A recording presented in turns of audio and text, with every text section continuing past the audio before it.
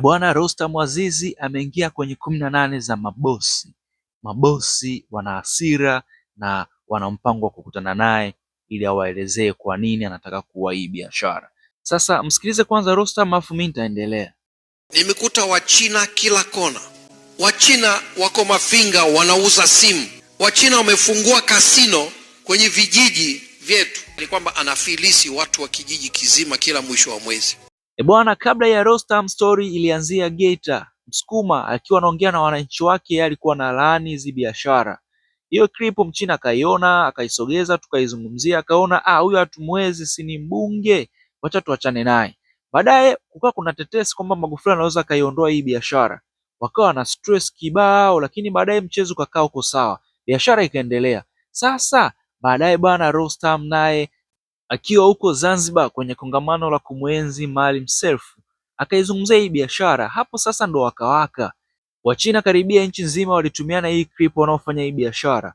Walikuwa wamekasirika kinoma. Sasa bosi akaniambia huyu hapo bwana, mabosi wanapanga kukutana naye ili waweze kuzungumza naye. Nikamuuliza, hivi mtu mnamjua au nyewe mnajipangia tu? Akasema sasa huyu hayupo serikalini. Nikamwambia wewe, hebu ngoja nikupe faili lake kwanza, hapo unaweza kaa umjui. Hii ni maajabu, yani walimwogopa Msukuma alafu Rostam Aziz hajawatisha. Sasa ikabidi nimpe faili lake, nikamwambia huyu jamaa ashakuwa mbunge, ashakuwa waziri, ashakuwa wamiliki wa Voda, sehemu ya wamiliki wa Voda, ni sehemu ya wamiliki wa mtandao wa Yas. Nikamwelezea vitu vingi kibana, nikamwambia ni huyu ni mtu mzito. China ndo akaanza kuogopa. Mimi nikamuuliza, hivi una uhakika kwanza bosi tajiri mmiliki wa hii kampuni ndo kasema hicho kitu unachokizungumza? Akasema hapana. Nikasema hiyo ndo sababu huyu mmiliki yeye atakuwa anamfahamu. Hebu mpigie muulize kwanza akuelezee kuhusiana na huyu mtu.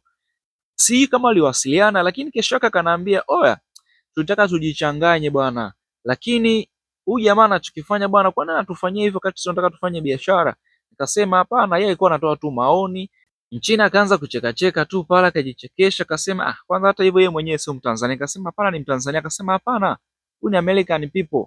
Wachina wakimwonaga mtu mweupe wanasemaga ni Marekani, wanamuita American people.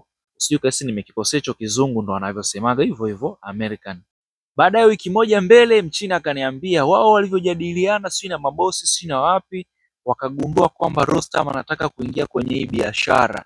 Labda ndio maana anataka kuwachomoa afu yabaki anaendesha hii biashara. Nikasema ikiwa hivyo itakuwa freshi, kwa sababu yeye anachozungumzia ni hizi labda mnaenda nazo ninyi kwenu.